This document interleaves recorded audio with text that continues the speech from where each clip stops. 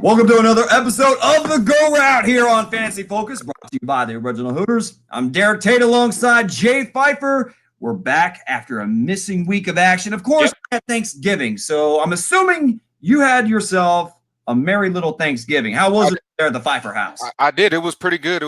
We just went up to visit my mom and had some good food and enjoyed each other's company. Got turkey drunk, as always, and enjoyed some Thanksgiving football. Some success in that respect here in Chicago. I mean, not sure what to make of it going forward, but we might touch on that here in a little bit. But overall, a good Thanksgiving. How was yours, buddy? Oh, I spent it in a hospital. Being that, my girlfriend, she works in a hospital, the Cadillac Hospital. Right. A little potluck. I'm up here in Michigan, don't have any family up here, but they welcomed me in. And thankfully, I actually ended up cooking a broccoli casserole. Oh. The best place to be eating any of my food is, of course, the hospital to receive attention. So no one died. We're all. I'm thankful. It was a success, huh? Yeah, in my book, that's a success. All right. Speaking of success, we had a lot of moving and shaking. Yeah. Some of the top teams in the NFL, of course, if you're first time joining us here on the Go Route, our general agenda. Takeaways from the last week of NFL action. We hand out some game balls. In this episode, we're going to be handing out game balls for week 13 top performers. Of course, we're going to talk about our MVP watch and hit you with our power rankings heading into week 14 as we take a little bit of a preview as we head down the backstretch, final 4 weeks, final quarter action of the season here for the NFL 2019 season. So, week 13, top takeaways, we had two teams that were at the top of their respective conferences, and the San Francisco 49ers traveling to Baltimore to take on the Ravens. And the Ravens, well, after it was a high-scoring first half in bad conditions, a total of 6 points scored in the second half. The last 3 points by Justin Tucker in what was a 20-17 victory that went right down to the wire, hotly contested. The Ravens able to rattle off another win. They are now the number 1 seed in the AFC. So give me some takeaways from this heavyweight bout that lived up to the hype. Yeah, a heavyweight bout indeed, Tater. And it was a back and forth contest, like you said, hotly contested, close game. I think we both probably thought it would be. I didn't see a blowout one way or the other in this game at all. Both of these teams are playing excellent on both sides of the ball. But once again, I've got a couple of takeaways from it. One main one is that Justin Tucker, I mean, listen, we don't give kickers a lot of respect here, and normally in this media thing that we do in football. And but this guy's a Hall of Famer. I saw somewhere where I think if I have this correct, where he's like 40 for 40 or 41 for 41 in like clutch kicks within a certain amount of time frame in his career, and it either to tie or go ahead in these kicks. And the guy is just money when it counts the most. He kicks another game-winning field goal pretty much as time expires to give the Ravens the win. It was a Super Bowl, possibly a preview. I know a lot of people like to hype up that type of thing, as well. But of course, there was a lot of football to be played between now and probably the first weekend or so of February. But both of these teams, again, like you said, Tater, top of their respective conferences, going head to head. And listen, Lamar Jackson, of course, he didn't have a great day throwing the football, right? Had some problems. I think he'll get that straightened out. Maybe with the grip, maybe with the type of ball that they use. I think they try to recycle balls, and that had something to do with him throwing the football. And he talked about having those problems after the game, but once again, making plays with his legs against a vaunted 49ers defense, right? Over 100 yards rushing once again. And again, like you said, only 6 points scored in the second half. You saw the adjustments being made by both squads. And to me, the really big takeaway from this game is that if it was played in San Francisco, the Niners probably would have won. But because it was in Baltimore, the Ravens pull it out. And again, what could be a Super Bowl preview. What were your overall thoughts about it? Well, is that Lamar Jackson can beat you in so many different ways. You mentioned that he really did struggle throwing the football. Now, I will say that the conditions were absolutely terrible as far as being able to try to put the ball down the field. I mean, even Jimmy Garoppolo struggled through the air. Really, the only big play that came to mind was that big one to Deebo Samuel to get on the board for the 49ers. Right. Outside of that, I mean, it was just a slobber knocker. To go ahead and steal that from my boy Jim Ross, over a WWE announcer back in the day, it was a slobber knocker of a game. And I believe these are as currently constructed, I mean, you can definitely make a case for the New Orleans Saints as well in the NFC, but I think the Ravens are the class of the AFC. I mean, who haven't they beaten the last month of football, it seems like? Agreed. Yeah. They've beaten everybody in front of them, Tater. And like you said, I think when it comes down to it, it's the fact that Lamar Jackson can beat you in so many different ways. Again, he didn't have a great day throwing the football. Probably the worst conditions to probably ever play in a football game that you can think of outside of like, a freezing blizzard or something like that in icy conditions. But that rain that was coming down there in Baltimore, I mean, that was just it was old school, though, in a lot of ways, right? I mean, it wasn't high scoring. It may have been in the first half, but not in the second half. And again, you saw those adjustments being made, and there were body blows and blows to the jaw delivered by both of these teams. And again, it looked like the last team standing at the end of the day was Baltimore. But again, my thoughts are as well, if it was played in San Francisco, I think the result could have been reversed really easy. The game was probably 1 or 2 plays away from being a reverse result. Correct. Yeah. And the San Francisco 49ers, there are no quote unquote good losses. No. I mean, there's no moral victories, but the San Francisco 49ers hung in this game, could have easily won it, which against how dynamic Lamar Jackson has been, I thought they did a good job against him. I mean, given the conditions that were favorable for a lower scoring game, you still made Lamar Jackson beat you with his legs. Great. I know that sounds crazy because he's probably the fastest player on the football field half the time. But you still, if you're asking me, I'd rather him dice me up with his legs and potentially knock him out of the football game than have him carve me up through the air. Yeah. I thought they did a good job on him, even though he still ran for 101 yards. I mean, we saw combined the Ravens run the football 38 times. So they clearly, it was like the air was out of the ball because of the conditions. We saw a good old-fashioned football game, and certainly I think they're the two classes of their respective conferences, with namely maybe the Saints having something to say about that. And speaking of classes of their respective conferences, the defending Super Bowl champions were knocked off on primetime football. This is twice in recent weeks that we've seen a change. Like we've seen the New England Patriots, I think they've been exposed. And I want to get your thoughts because Tom Brady, I mean, his stat line looked good, but that looked like garbage time to me. And they were down in the blink of an eye by 3 scores. Yeah. And again, New England just looks out of sorts on the offensive side. And I thought they got a decent game out of Sony Michel. What in the hell are the Patriots not a very, I don't want to say they're not a good football team because they have a great defense. They really do. But that defense isn't so dominant that you can just lean on them to blank everybody. Because we've seen Deshaun Watson and Lamar Jackson agree that they are 2 of the more dynamic quarterbacks in the NFL. But you're going to run into these dynamic quarterbacks in the NFL, and they've got Patrick Mahomes coming up next week. So have they been exposed? I want you to pump the brakes there just a little bit, Tater, on the Patriots being exposed. Listen, we know they have a serious offensive problem, right? We know this for a fact. And people are really, this call for Antonio Brown to start coming back or for the Patriots to possibly bring back Antonio Brown is starting to gain a little steam here. I still don't think it'll be a good move for the Patriots, but listen, they don't have separation with their wide receivers right now. And you saw a lot of that frustration play out on the field in prime time, like you said, in front of a national audience against a pretty good Houston team. Let's call that for what it is, too. Let's give Houston a lot of credit in their secondary. They were able to body up on those wide receivers and really knock them off their rhythm in the passing game. Like you said, Sony Michel had a pretty decent game, but they were just out of rhythm in the passing game. And again, a lot of that stat line, that yardage that Tom Brady got, it wasn't garbage time because they were down 21-3 in the blink of an eye, like you said, and 28-9, I believe, at one point. So they had to fight back. They had to get back in the game in some respects. So that stat line is a little bit misleading, but I don't think the sky is quite falling yet on this Patriots team. They have a really, really big problem.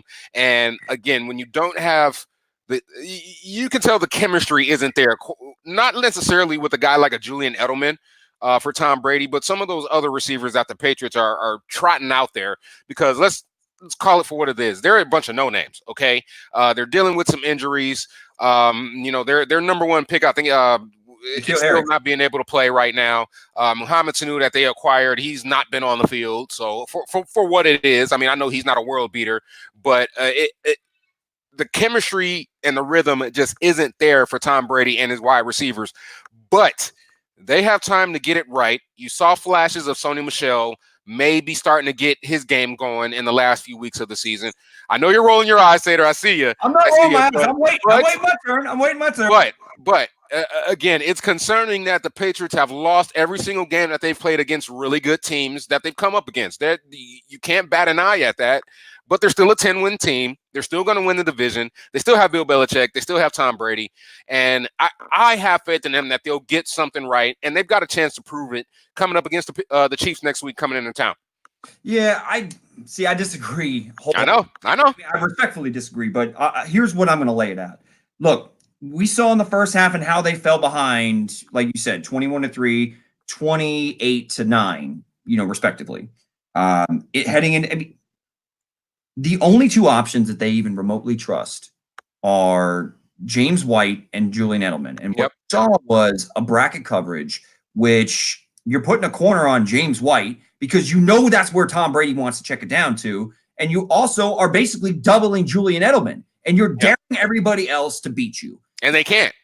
Phil Dorsett ain't winning any matchups right now. Neither's Mohamed Sanu and N'Keal Harry. No disrespect to N'Keal Harry. I actually think he's going to be a very good player in the NFL. And he did play this past week, but he's not up to speed. And this is a timing offense. It's a dink and dunk offense. Brady, I'm not saying he can't throw the ball 30 yards past the line of scrimmage. He doesn't have a lame duck of an arm like we saw when Peyton Manning won the Super Bowl in the season of his career. But he doesn't have that ability to be able to push the ball down the field, man. And I understand that the separation isn't there, but Brady looks cooked, bro. I'm respectfully, he's the greatest of all time, but he's not making plays down the field. He's not throwing people open like he used to back in his prime. Sure. And I understand they have a great defense, and I still think he's capable of winning a Super Bowl with the defense they have currently constructed. But right now, they don't have the horses up front to be able to just pound the rock down your throat and be able to beat you with play action. Because if you double Edelman, and generally when James White is in the game, I love the stat that they brought up on Primetime Football that Sony Michel, when he's in the game, they run the ball highest percentage of any running back when he's in the lineup. Then the same goes on the exact opposite end of the spectrum. When James White is in the game, they throw the football more than any other running back line. So they're predictable. Yeah. And all you got to do is take away those two reliable options and dare the other options to beat you. I think that they are in serious trouble because I don't think this defense is as great as it's been built up to be. I mean, outside of the Dallas Cowboys, what great offense have they really shut out? Right. Yeah, listen, you are making great points, Tater. I mean, I'm not necessarily disagreeing with you either. I have a little more faith in what the resume, I guess, right? I mean, listen, right. And until that works in your favor when he's got 6 rings. right. And until somebody beats them, I mean, which is certainly possible, I'll wait for that result to happen. Again, I think they've still got some weeks to get some things together. They got a chance to get healthy again. I think that's a big positive for them going forward again. And then if they can find a little bit of that running game and not be as predictable and start to chew up some clock. And listen, you can't dismiss the absence of a Rob Gronkowski. You just can't do it because that is what Tom Brady is lacking at the end of the day. Somebody that can win a one-on-one matchup no matter where you put him, and especially in the passing game, can move the chains and get the ball down the field. It might not be 30, 40, 50 yards, but of course we knew Gronkowski was a master at those 12 to 15-yard catches, moving the chains, keeping drives alive. And again, you see the absence of him. They don't have a reliable guy like that anymore, and they need to find it. But again, I don't think it's as dire straits as some people make it out to be. It's still the Patriots at this point until they're dethroned. No, I got you. I understand. So as we speaking of dethroned, I mean, they were never crowned to begin with, and maybe that's kind of the problem because Ron Rivera got the Panthers all the way to the Super Bowl with Cam Newton's MVP season back in 2015. And since then, they haven't had the playoff win. And I'm surprised. I don't know. Yeah, me too. To get your initial reaction. I mean, we got to talk about this. One of the top takeaways, because not very often you see NFL head coaches ousted that were in the playoff hunt with a backup quarterback. But that's exactly what happened in Carolina. The Panthers earlier this week ousted Ron Rivera, fired after a 29-21 upset at the hands of the Washington Redskins. Kind of give me some of your thoughts. Did he really deserve to be fired, in your opinion? Yeah, well, at least not at this point in the season, Tater. I'm definitely surprised at this before the season, ends and before they had a chance to really kind of get back into this thing because, the football season isn't over yet. I mean, the Panthers could win a couple of weeks here. Anything can happen. Right. And they could be right back in the playoff picture. So that was what I was really most surprised about it when the change was decided, and it looks like the new ownership in Carolina wants to get a jump, a leg up on, I guess, maybe turning the page towards the future of this franchise. The writing is start to be written on the wall here. There's a change. Changes are coming, man, and I guess they're not going to keep Cam Newton. I mean that for any Panthers fan out there that's thinking that Cam Newton's going to come back next year. They can just forget about it. They can save $19 million in cap space by not having him on the roster next year. It's a math problem. It's a money problem at this point. New ownership is just not going to do it. I wouldn't want to do it probably if I'm new ownership. It's a change in dynamic. Again, there's new ownership in there. This first guy, Tepper, I forget his first name, but he's trying to hit this ground running and get ahead of this thing. At least that's what it seems like, Tater. I don't know if that's the right move or not necessarily, because I think Ron Rivera is a hell of a coach. I mean, he won 2 or 3 division titles just a few years ago, right? And again, just a team a few weeks ago was in the playoff hunt in the NFC South. Right. I know they've hit on some hard times. Allen hasn't been playing well at quarterback. They're starting to key in on him and really expose some of his weaknesses. They're also starting to key on Christian McCaffrey these last few weeks. He hasn't been as productive as he was earlier in the season. And apparently it was time to make a change, and again, whether you agree with it or not, it's done. Right. But yeah, for me and you both, I definitely thought it was surprising to do it right now. Yeah, I just don't think it was I don't think it was justified. No. I mean, you look at 4 of the last 6 games. I mean, they were playing teams that have winning records or are either in the playoff hunt or if the season were to end right now, they'd be in the playoffs or are right there in the playoff hunt. I mean, they've lost to the 49ers, the Packers, the Saints, and the Titans. Or they beat the Titans. Excuse me. They beat the Titans. And you have 2 bad losses against the Falcons and the Redskins. But keep in mind, man, you don't have your MVP caliber quarterback under. Right.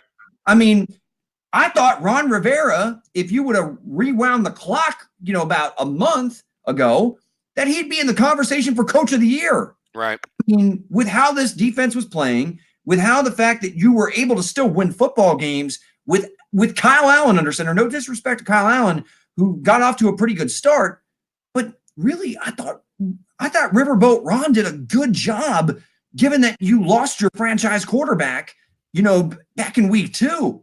I mean, I think that this was completely premature, and I don't think it helps the Panthers get over the hump.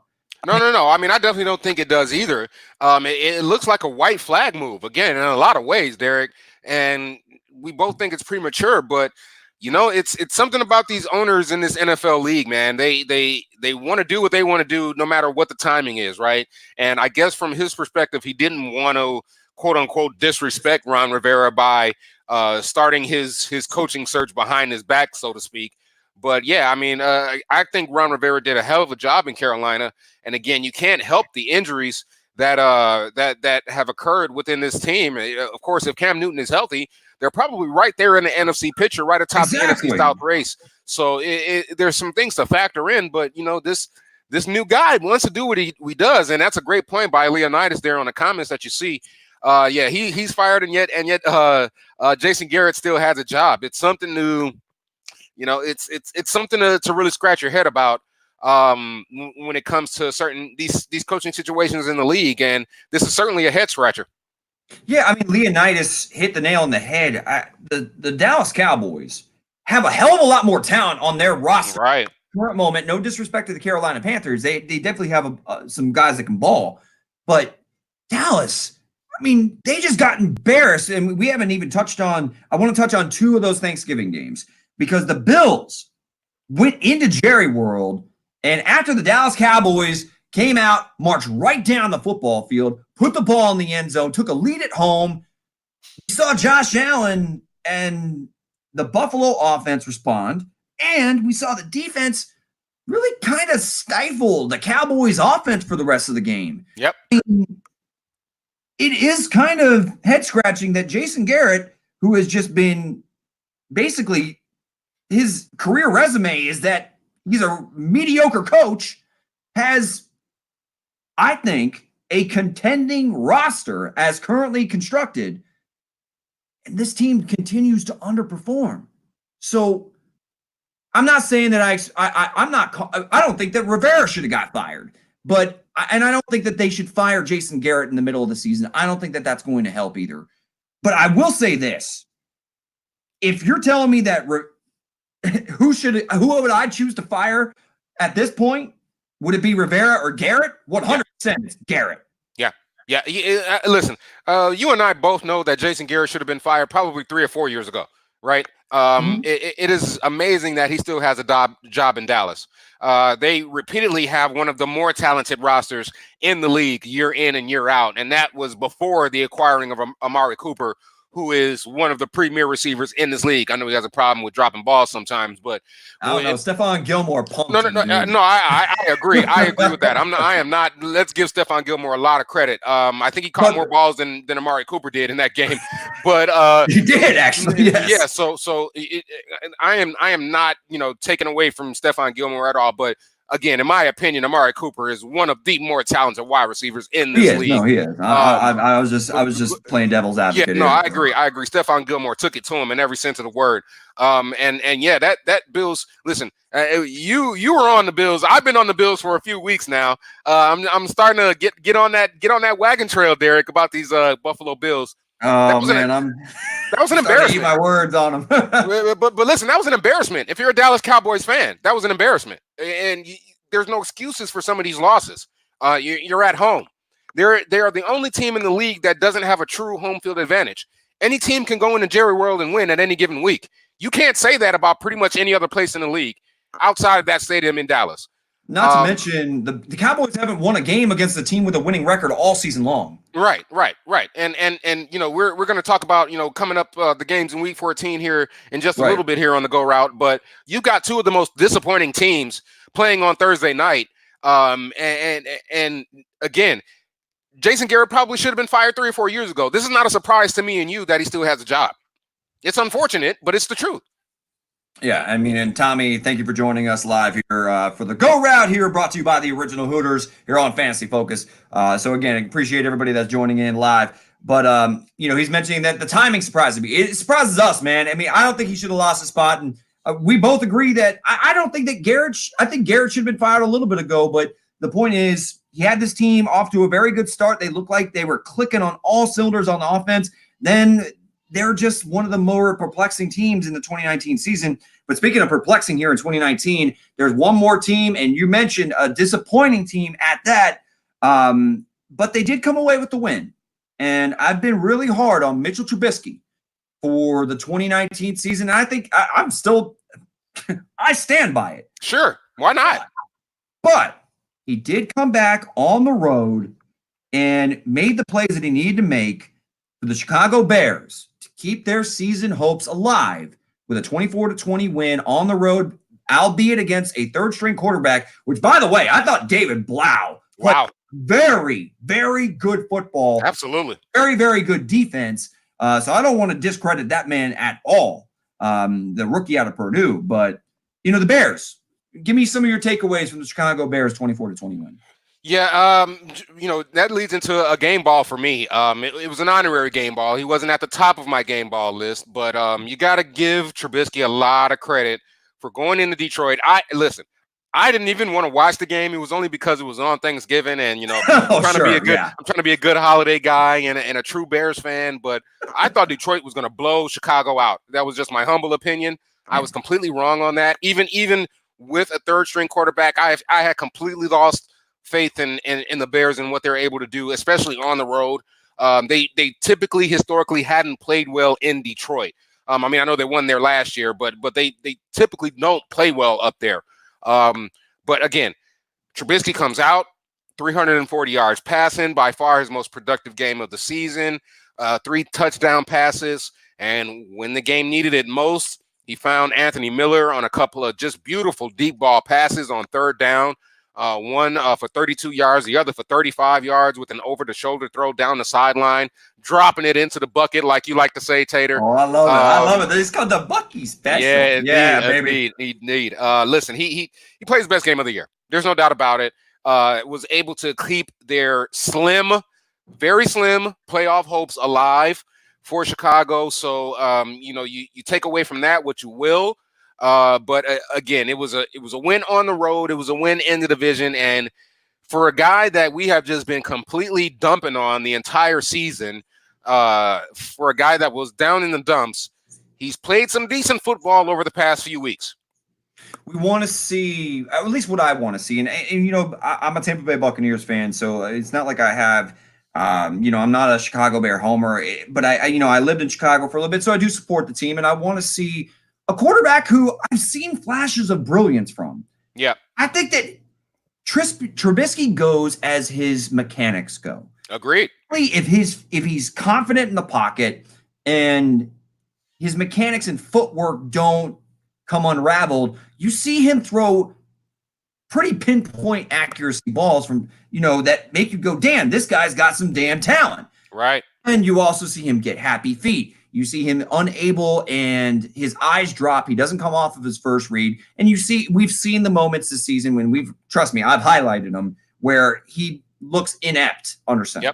Yep. But if he can build upon this, there's still talent at wide receiver on this team. People have been trashing on Anthony Miller. I think Anthony Miller is a hell of a player. Agreed. And Allen Robinson looks 100% healthy. I think he's a top 15 wide receiver in the NFL. Go ahead and throw something at me. I don't care. No, borderline top 10 in my opinion, Tater. No, I love me some every AR. single penny that the Bears have played him or paid him. AR-12. Allen Robinson has been as good as advertised, and we still have seen some good things from David Montgomery, and I still think I want to see a little bit more of Tariq Cohen. But the point being, the bigger picture, I want to see him show up. And even if the Bears don't make the playoffs, I don't think they're going to make the playoffs. No, me neither. Up too much ground.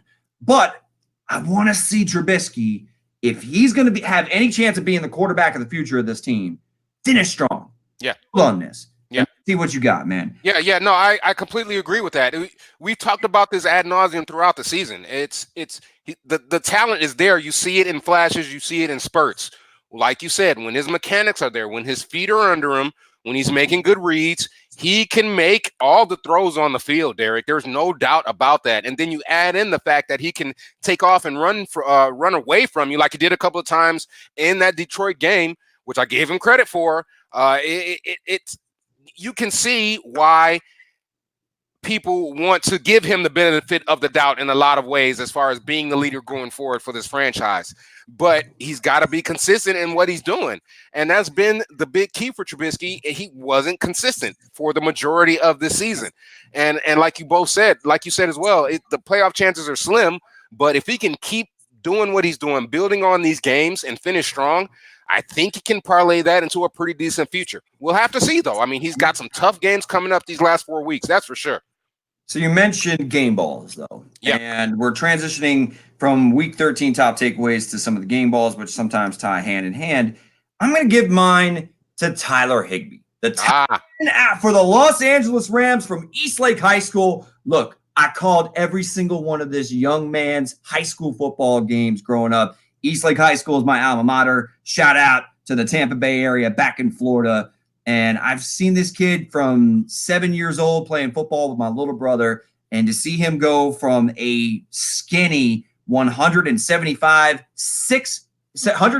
pound, 6'5" wide receiver in high school to a 255-pound chiseled tight end doing work, career high receptions, yards, had a touchdown this week in a big win for the Los Angeles Rams. They needed it to stay in the wild card hunt in the NFC. I got to give my boy from Eastlake High School some love. Yeah, that's good shit, my man. That's awesome. That's awesome. I didn't know he was that local. That's pretty cool. He had a monster game for those Rams, and like you said, that keeps their wild card hopes alive. For me, I gave the game ball to Jared Goff because it was 424 yards, those 2 TDs, 1 to Tyler Higbee. The question for me is, has Jared Goff turned his season around, right, Tater? I mean, he was another quarterback that was getting a ton of flack, and very well because of it earlier in the season, turning the ball over way too much, not being productive as he was pretty much since, around this time last year. Let's call it for what it is. He hasn't really had a very good calendar year. If you go back in that second half, he started to decline a little bit in that second half of the season last year. And, of course, we know what he did in the Super Bowl, or didn't do, I should say. But 424 yards, like I said, 2 TDs, keeps their wild card hopes alive. And, death taxes and tight ends versus Arizona. That's right, Tommy Garrett. That's right on the money, dude. That's right on the money, man. Listen, that's a good point, though, as well. It was against those Arizona Cardinals. We know that they're lacking in the secondary. We get it. Their linebackers can't cover anybody, dude. No, they probably couldn't cover my mother if she was in a flat route or something like that. But I tell you what, again, as a get-right game, I've still got to give it to Jared Goff for his 400-plus yards. That's for sure. Agreed. Yeah. What cures the ails of any struggling quarterback playing this Arizona secondary? Yep. Goff. Sean McVay clearly he knew what he was doing. They were throwing the ball all over the yard all day long. The Cardinals had no answer for it whatsoever. We didn't really see a big day from Todd Gurley, but they didn't really need to because Jared Goff could just get whatever the hell he wanted down the field all day, and you saw Robert Woods have himself, 13 catches for 170 yards. He didn't find the end zone, but he had a hell of a day production-wise. So point being, Jared Goff had himself a day. But look, I got to give some love to Derrick Henry, dude. I feel like he is keeping the Tennessee Titans almost single-handedly relevant.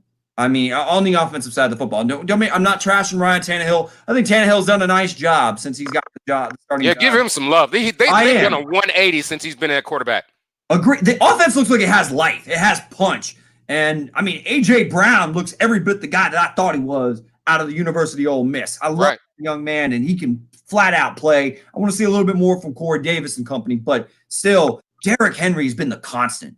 And you can turn around, hand this man the football, and he's just going to continue to pound the opposing defense into submission. I got to give him some love because I know that he's in the world of fantasy football. He's not catching a ton of passes, which means he's still putting up great rushing yards, but there's something to be said about he's an unstoppable force, man. You just hand this man the ball and let him wear down an opposing defense. It's old school football. He's a turn back the clock type of running back. And I think he's the reason that the Tennessee Titans are still well in the thick of the AFC wildcard race. Yeah, well in the thick. They're 7-5 right now. And listen, in a couple of games, they might be in a position to take over the lead in the AFC South. Who would have thought that a month ago? Seriously, they've done a 180 with Ryan Tannehill at quarterback, but I agree with you also 100%, Tater. Derrick Henry has been the man. Derrick Tate's the man too. You are. But Derrick Henry has been the man in the backfield for the Titans, and the question for him coming out of Alabama was, could he be an every down back? Right? You thought he would probably be the Thunder and Lightning sort of running back duo situation. At least that's what the book on him was coming out of Alabama and in the NFL. But certainly this year, he has proved that he can be an every down back. Like you said, he doesn't catch the ball out of the backfield pretty much at all. And, that hinders some of that productivity a little bit.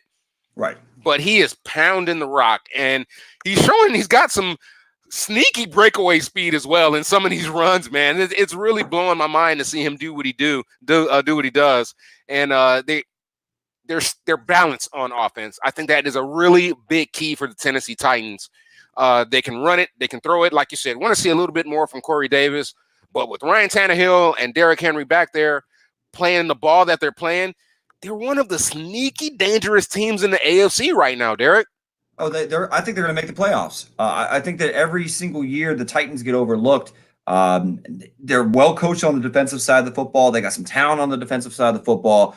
But, I mean, Derrick Henry reminds me, he's like the Oprah of the NFL. You get a stiff arm. You get a stuff. Yeah. I mean, this man's stiff arm with his right arm, I mean, it's like he just knocks the soul out of people. Yeah. It's like he's Shang Tsung. Your soul is mine. Like, agreed. This man is an absolute terror to try to bring down. I'm going to ask anybody else for game balls before we. In fact, go ahead and sound off in the comments for anybody that's listening to us right now. Who gets your game ball for Week 13 of NFL action? But I will throw it to you for one. Is there anybody else that you got a game ball for? Sure. And I've got a whole team here, and I know this is gonna get a lot of love from those. Shit. Come on, you got to get one guy. No. I'm giving it to the whole team here, and I'll tell you why. Because they haven't had a win the whole damn season, and I'm giving it to the Cincinnati Bengals. I know it was against the New York Jets. I get it, okay? But for a team, I hate to see teams go winless, man. Even though I'm a Bears fan here in Chicago, I hated it when Detroit went winless here. It was about 10 years ago now, actually. In Detroit, they didn't win a game. I hate to see that, okay? Nobody wants to see that as a football fan. The Cincinnati Bengals get a game ball from me, man, and they put Andy Dalton back in quarterback to do it. I don't know what that means for the future of them going forward. I personally think Dalton should probably look elsewhere than Cincinnati. He's cooked there in Cincinnati. Agreed. So, but you know, he gets the start. The defense pitches a shutout in the second half. He was efficient. He threw a TD. Again, it was against the Jets, but I've got to give the Bengals a game ball from me for getting their first win of the season and not going winless, because I did not want to see that. I can respect that. One other guy that I thought had a nice day given his weather circumstances. Okay. Aaron Rodgers. Yep. New York Giants. I thought he threw 4 touchdown passes. Yeah. You know, I get it. It's against that Giants secondary, but I mean, given those conditions, I still thought he played a hell of a football game. We do have some comments in the some action in the comments section. Yep. So, I mean, we got TS. Thanks for joining us. Blame the refs and Jason Garrett. I mean, that's always a good thing you can do. Of course. Jerry called not winning a Super Bowl for Romo a terrible failure, yet he is repeating this. We'll see if he's going to go ahead and hitch his wagon to Dak Prescott. I imagine that he is. Prescott's having a good year as far as his statistical output. Leonidas, what if Josh McDaniels gets the job during the season? Tommy saying McDaniels ain't going anywhere. That's why he originally retracted on accepting the Indianapolis Colts starting or head coaching position. So I don't know about that. Real quick, Jay, do you think Allen Robinson is a top 20 dynasty wide receiver, even with your boy Mitchie T under center? He's proved it. I mean, there's a simple answer there. He's proved it. You know, he's been. Is he a top? If he had a better quarterback, is he a top 10 guy? Oh, I would think so. 100%, I would think so, because some of those dud games that Trubisky came up with, especially at the beginning of the year, Allen Robinson would have benefited from with anybody else at quarterback. No doubt in my mind.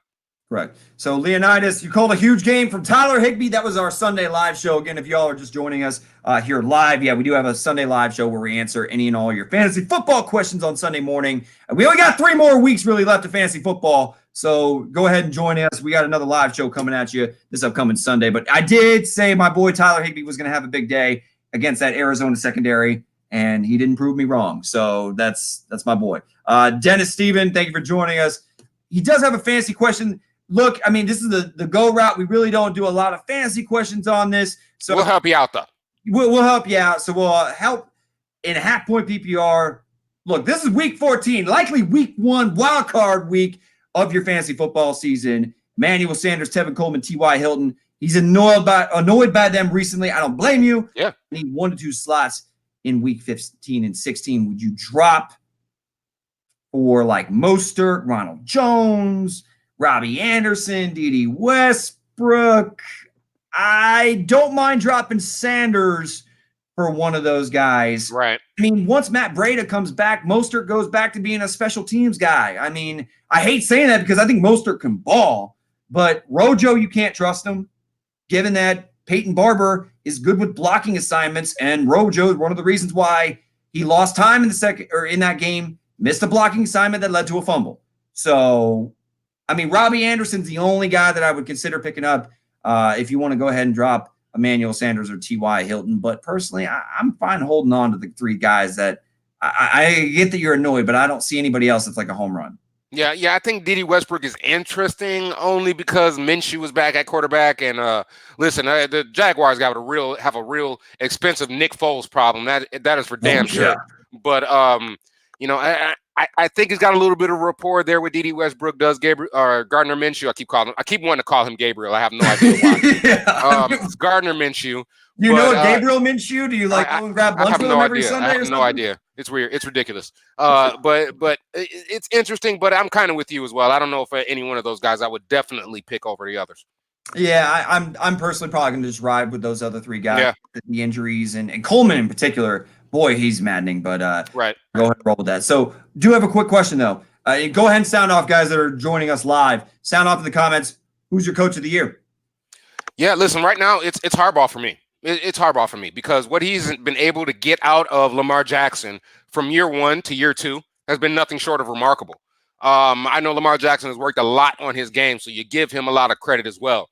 But for what Harbaugh has been able to tailor the offense around him to get those guys in positions to be successful, there's no doubt in my mind it's Harbaugh for me. It's tough. It's tough though, but for me, it's clear. I mean, I totally understand where you're coming from with it. Lamar Jackson. I mean, I think a lot of that has to do with also the offensive coordinator Roman there in Baltimore. I mean, but Harbaugh, I mean, obviously he's got the defense playing real well too. I like some of the moves that they made too. Earl Thomas Earl Thomas seems to have had an effect on the entire defense. Kind of great. You see that leadership just kind of, coming to fruition. I mean, then also they got some good cornerbacks too. Humphreys, you got Marcus Peters, you got, I know I'm forgetting one, Jimmy Smith as well. So, I mean, I like what they're doing on both sides of the ball. For me in particular, though, Kyle Shanahan. This team, look at their 2 losses to the Seahawks and to the Ravens. And it took a field goal as time expired to oust them in both games. Yeah. So, Kyle Shanahan, it's not like Jimmy Garoppolo's done. He's been up and down a little bit this season, been a little bit better as of recently, but they don't have a superstar on offense. They don't have a superstar running back. They don't have a superstar wide receiver. They don't have a superstar quarterback. They do have a damn good tight end that's borderline superstar in George Kittle. But outside of that, man, it's their defense. Their defense and the play calling of Kyle Shanahan that has this team, playing fantastic football. So for me, it's Shanahan, even though they do look like a juggernaut on the defensive side of the football. Yeah, listen, at the end of the day, I wouldn't be mad if either one of those guys won it. That's for sure. And I can definitely see why you say Shanahan because, that's a great point. They really don't have any real superstars on that team or really anybody that you would say is really a household name. Although that one young Bosa young man, he's going to be pretty good, I think, in a year to come. Joey's a badass. Joey's a badass. Joey Badass Bosa is what I like to call him, that's for sure. We got to coin that name, man. I also like to – I cut a promo one time on Badass Jimmy Davey, like a rock. Oh, nice. Dwayne The Rock Johnson, anyway, point is. But Tommy Garrett, he's got Mike Tomlin. Look, the Pittsburgh Steelers right now, if the season ended right now, they would be in the playoffs. Yeah. Given that you lost Ben Roethlisberger and it's a revolving door of quarterbacks between Duck Hodges and Mason Rudolph, Tomlin has the boys playing some damn good football. Yeah, and this was a guy that I wanted fired last year. I'm not going to lie to you because of all the drama that was going on inside that Pittsburgh locker room. It was divisive. He wasn't very accountable to his guys, in my opinion, for that season last year. I thought that was damaging and damning for his reputation. But you said it, Tater. He's got the guys wanting to run through a wall for him right now. And if the playoffs were to happen, the Pittsburgh Steelers would be in the playoffs. You can thank the Cleveland Browns for that in a lot of ways. I don't want to get into them anymore. They're not really worth my time, especially as tonight on the Go Route. We've got a lot of other things to get into. But they're above 500, a revolving door at quarterback, like you said, and yet they keep getting the wins. Yeah, so we had a couple other folks that were listening live right now. We had Leonidas. He's with you. He says Harbaugh for me. And then, Dennis, hey, thank you for hitting us with a fantasy question. Thanks for trusting us. Fantasy lineup. Now, before we get to Leonidas' other question, BN Dried Ocean says he has Shanahan. And I know BN Dried Ocean, you asked a question a little bit earlier. We did not get to it. So I want to get to it earlier because you said this way earlier on. And by the way, Will Hayes also saying, what's up? Hey, thank you for joining us. Yeah, thanks for joining us, Will. Virginia boy. But if the Bills pull off a win against the Ravens and the Patriots lose, you mentioned earlier when we were talking about some of the takeaways, you said the Patriots are going to win that division. Are we really that certain? Because the Buffalo Bills are playing some damn good football. And in fact, if you were to say who's in your top 5 power rankings right now, I feel more inclined to put the Buffalo Bills there right now than I do the New England Patriots. Oh, man. That's why I can't wait to get in our power rankings. I know we're almost there. We're almost there, partner. But, I mean, I do want to – do you think the Bills have a chance to win the division? No. No, I'll tell you why. Because again, I've talked about the Patriots, and I know I sound like I'm slurping the Patriots, but it's because they have a history of sort of winning exactly, and there always seems to be every year something quite missing with the Patriots team that people like to exaggerate flaws on, right? I mean, last year there was a lot of people saying that they couldn't really push the ball down the field. That their offense was struggling, even though they did have Gronkowski. They were struggling in a lot of ways offensively, and people were saying, "Oh, that's going to be the downfall of the Patriots." Is this the year that that Tom Brady has finally, quote unquote, fallen off the cliff? If I want to use a first take reference there, but I still think that although Buffalo is playing some excellent football, they're going to make the playoffs, by the way, Tater. They're definitely going to make it. Oh, they've got that first position locked up. Even if they tank the rest of the season almost. I just think the Patriots are going to figure it out, man. I just think that something is going to – I think Buffalo's going to lose a game or two, and even the Patriots could lose another game or two in the next few weeks. But I think they're still going to win a division. So I've been 100% guilty, and we can get it. We can actually go ahead and use this to segue. I'm going to go ahead and give my top 5 right now. Okay. I mean, the reason why the New England Patriots are out of my top 5 power rankings, because I think the writing's on the wall, man. I mean, I get that we have seen such a long track record of success with Tom Brady, Bill Belichick, and there's undoubtedly, I think this is the greatest dynasty we've ever seen in professional sports. No doubt about it. I mean, maybe you could definitely argue the Boston Celtics way back when in the NBA with Bill Russell and the boys. Different era.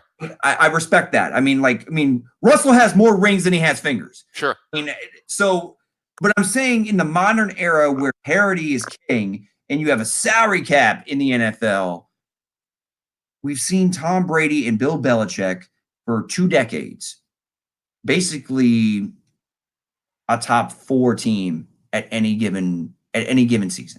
Yeah. So I mad respect. It's just there's so many issues that I see that I don't want to ignore and just write off. I mean, who's their signature win this year? The Dallas Cowboys? They right. Buffalo Bills 16-10. Josh Allen got knocked out of that game. I mean, in the other teams, don't get me wrong. I mean, they've definitely still are playing fantastic defense. But this team is struggling to score 20 points a game. And I understand in the playoffs, it becomes more defensive-oriented, possession-oriented. It's mistakes can kill you. And generally, Bill Belichick and Tom Brady, they don't beat themselves. I get it. They will be there in the playoffs. I'm not saying they're missing the playoffs. Of course they're not. I'm just saying I don't see it this year. I think this is the year, dude. I'd rather be a year early. Sure.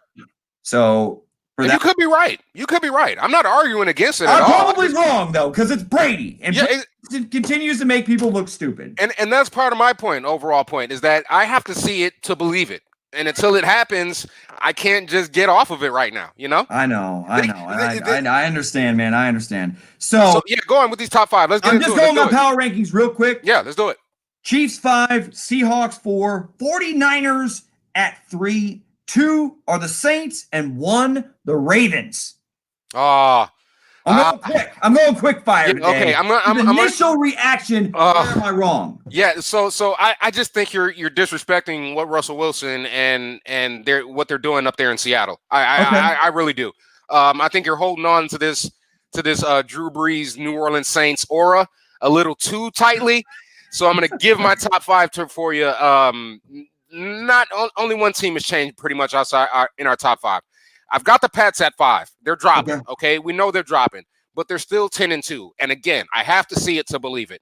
The Chiefs come into town this Sunday in a late afternoon game, so they can beat the Chiefs' brains in, and then all of a sudden the Patriots will be the Patriots again, which I think could be a really good possibility.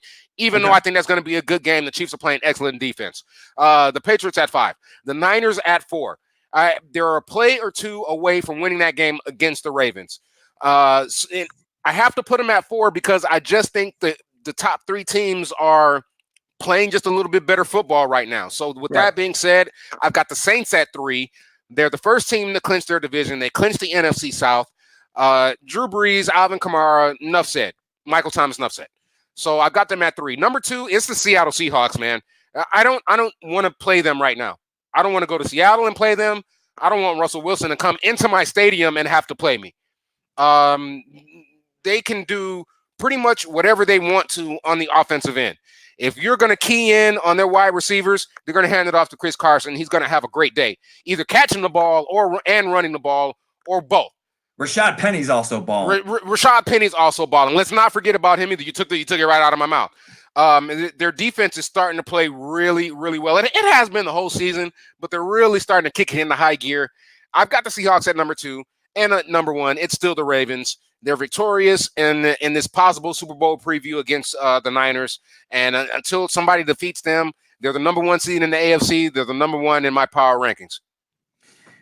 Yeah, I mean, we have a lot of the same teams kind of mix and match a little bit. The 49ers and the Seahawks. I mean, the Seahawks keep finding ways to win football games led by Russell Wilson. I'm not shocked because Russell, we skipped over MVP watch.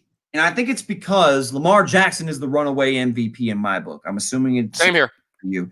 I mean, I don't want to go too much into Lamar Jackson, but big picture, man, we see this dynamic athlete that, we see about a bunch of talking heads, draft pundits, draft analysts say, oh, well, he can't read defenses. Oh, he can't throw the football at a high level. He's just a faster version of Tim Tebow. I laughed my ass off when I heard that because Lamar, I thought, was going through his reads. I thought it was just a different type of offense, and it takes a little bit to transition to the NFL game. You're right. I mean, even Lamar Jackson, as great of an athlete as he is, the speed level is night and day between college football and pro football. And the passing concepts, you can't just hold the ball as long as you want to in the NFL. Like, you got to be on time because those windows close. But we mentioned earlier with our power rankings, our even coach of the year conversations, that Lamar Jackson has improved vastly in the passing game. And I think that's what makes him so dangerous. We saw what he could do as a rookie running the football. I mean, that was why the Ravens made the playoffs. Yes, exactly. Because teams had no answer for a simple read option. But now this man is going through his progressions and throwing the ball into small windows, throwing the ball on time, believing what his eyes see in the defense, like reading defense is slowed down for him. So I say all that to say this. Are we going to see more dynamic athletes? Because we see it all over college football, littered is dual threat quarterbacks. Yep. Is this the new wave, or is Lamar Jackson just that special to where he can just he's a generational player that can simply do things that other players cannot? Okay, so I'm gonna answer this question with a question, but I'm also gonna answer it if that makes any sense. It does. So let's take, because I think we both agree that Drew Brees and Aaron Rodgers are on another level, right? So let's take them out of the picture just for a second. Don't want to disrespect them at all because they're still playing. They're still, right. They're Hall of Fame quarterbacks. Who would you say are the top 3 quarterbacks in the NFL right now? I'll give you mine. Mine. Good. They're Lamar Jackson, they're Russell Wilson, and they're Deshaun Watson. What do those 3 quarterbacks got them have in common? Their ability to extend plays, and if they need to, they can beat you with their legs. The threat of their legs? I think that answers your question, Tater. I mean, I think we're starting to. There was so much pushback from this type of quarterback and these type of players for so long in the NFL. And you know, I'm going back historically here, and I don't want to really go back historically. I think we both know what we're talking about when we talk about dual threat quarterbacks, right? Randall Cunningham and Steve Young. I mean, those, I mean, guys that were dual threat quarterbacks were, they were almost dismissed. Exactly. I think what you're starting to see in this league is that it's becoming more of the norm than it is the exception. And even when we talk about a guy like Aaron Rodgers, again, let's put him back in the picture. He can extend plays with his legs. He can make plays with his legs. Drew Brees, he doesn't do it as much anymore, but he still moves around in the pocket and can take off sometimes to extend plays. So I think for me, it's got to be the future. I don't think it is the future. I think it's a must that it is the future for the future success of the league. And you're starting to see these dynamic athletes, these Lamar Jacksons, these Watsons, these Wilsons that can do both of these things at an elite level. And I don't think it's a coincidence that these three teams are the top teams in their respective conferences and leagues and divisions. Same thing with Patrick Mahomes. I mean, exactly. Mahomes has one of the best and biggest arms I've ever seen, but I didn't put Mahomes in just because I'm just talking about as of right now as far as right now that's what I'm saying. I mean, like, right. I mean, and I still consider, you know, if I were to tweak that top three quarterbacks, Mahomes would definitely make it in there. Okay. But the overall point is that in the NFL nowadays, it's a numbers game, man. Analytics say it. Like, the ability to be able to have your quarterback as a threat to run the football. It doesn't mean that he needs to, but the ability to be able to have him as a threat allows you to do so many more things as far as in the running game, because then you're not having to worry about blocking basically a man down. Exactly. Zone read options. Guess what? That's why it holds the defensive end or the outside linebacker, because they have to account for the quarterback. If you don't have to account for the quarterback, that's one extra free runner that the defense has every single play. But if you have to account for the quarterback, then it makes blocking schemes that much more effective, makes offenses that much more effective. Not only that, but if you try to rush 3 or 4 people and a guy can just sit back there and extend the play and let those zones stretch out, I mean, there's just so much that I've seen from these young quarterbacks. And even older quarterbacks, like you said, like Russell Wilson's 30 and Aaron Rodgers can run, dude. I mean, I believe that I don't think we're going to see a guy like Lamar Jackson who, I mean, dude, Lamar. No, we're talking one generational guy. That's a generational guy. Yeah, that in as far as what he can do, the pressure that he can put on a defense right now, he looks like the fastest player on the field. This harkens back to Michael Vick. Great. I think if you're talking about a 22-year-old Lamar Jackson and a 22-year-old Michael Vick, who is more developed as a passer, it's 100% Lamar Jackson in a landslide. Like, agreed. See Michael Vick beating people from the pocket. Granted, he had Brian Finneran he was throwing the football too, and not the likes of. But I mean, even Lamar Jackson doesn't have a top number 1 wide receiver. So I do agree that in the future we're going to see more of these quarterbacks that you want to have and base your offense around. Maybe they're not a 15-year guy because they're going to take some hits, but the pressure that they put on an opposing defense by being a capable runner. Yeah, agreed. Like I said, I think this is going to become more of the norm than it is the exception, man. And these guys are exciting. Their box office. And guess what? They're winning football games. Agreed. So, I mean, and Tommy Garrett and Dennis Steven kind of sounding off real quick. Tommy saying mobility used to be viewed as being able to maneuver in the pocket. Now it's being able to get a first and use a spy against you. I mean, again, having to account for the quarterback in your defensive scheme is just so valuable for an offensive court. It makes your life so much easier because otherwise they got an extra runner every single play. Now, Dennis Steven, thank you for linking your rock video on Instagram, by the way, Derek Tate. I appreciate it. You spit out your red wine. Hey, it's Wine Wednesday. I'm glad I made you spit out your wine when you were watching it. I don't know if Jay's even ever seen that video. I've seen it. I was going to mention it to you after the show. Hell yeah. But that's brilliant, by the way. real quick, thank you. Before we sign off, though, we do have Week 14 coming at you. Yeah. Games real quick before we sign off that kind of stand out to you.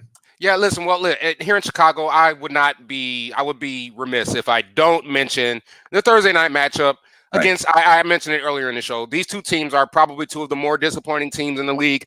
But if you're a Chicago Bears fan and you think that the Bears can possibly make the playoffs, there are slim hopes. And if they can win this game at home against a struggling Dallas team, those hopes can stay alive. Listen, Trubisky has been playing well, okay? We've trashed him, but he's played well the past few weeks. And it's hard to even listen to you say that. I know it's hard, but hey, it's true though. I mean, I have to give credit where credit is due. And also Khalil Mack is starting to make some impact plays again. So if he can make a difference in this game, I think the Bears can pull it out. I've got to look at that game first. Of course, for me, there's a few games actually. San Francisco at New Orleans. That's the one that definitely jumps out first. This could be an NFC Championship preview. Top 2 seeds in the conference as of right. Well, I shouldn't say that actually. Seattle has overtaken the number 2 seed, but again, still two very good teams. One of 3 teams at 10-2 in the NFC. Yeah. Right. San Francisco on the road. Can they stop? Can they not lose 2 in a row? We'll have to see. What about you? I know you got some games on the schedule too. Oh, dude. I mean, we already mentioned that Kansas City's going to go against Tom Brady going to New England. I think that's, again, I see so many issues right now for the New England Patriots. And I know last year Tom Brady had his number, won 2 games against Patrick Mahomes, including one AFC Championship game at Arrowhead. That's one that I'm jacked up. Mm-hmm. And then you already mentioned the 49ers and the Saints. But how about another one? Ravens-Bills. Ravens-Bills. Nobody circles the wagons like the Buffalo Bills. Jackson, the MVP candidate. Go to Buffalo. The Bills Mafia are going to be out in full force. We'll see and the Bills defense, one of the better defenses in the NFL. I think that they're like borderline elite. We're going to see what they can do to even attempt to slow down what is an unstoppable force in 2019. I'm actually going to call it right now. I think Buffalo pulls this upset out. Really? I do. I think, listen, Josh Allen, you're talking about quarterbacks that have been playing well. We don't talk about a lot. Josh Allen has been balling, okay? Listen, he's been making plays with his leg as well. I know he's not throwing for 350 yards every week, but he's making plays through the air when they need it the most for that Buffalo Bills offense. I think they pull it out. I think it's going to be a low-scoring slobber knocker type of game, but I think Buffalo gets the upset. So I'm going to go ahead and go with the Ravens. I don't think they're going to have an answer for Lamar Jackson. Jackson, he's done some nice things. I just think that the Ravens defense, you mentioned John Harbaugh being the coach of the year. I think he's going to have a nice game plan for a quarterback and make him try to stay within the pocket and beat them through the air. So a great game, though. There's a lot of big games on this slate. And that'll do it for this episode of the Go Route here on Fantasy Focus, brought to you by the Original Hooters. Again, for all of those that joined us live today, thank you for joining in. If this is your first time coming across our show on our YouTube channel, go ahead and hit the subscribe button as well as the like button. We really appreciate any and all the support. We're coming at you every single Wednesday as we head down the home stretch of the regular season, also into the playoffs. So we're going to be talking a lot of NFL as we head into the month of December. So I've got a sign-off line. Jay, I know you've been working on it. Have you come up with one yet? Yeah, I've got one. So it's a little short and sweet, but I'm gonna debut it tonight. And again, so I'm gonna tell you all that this is Jay Fife, and I'm telling you to live your best life. Ooh. That's so much better than mine. But until next time, later, says the Tater.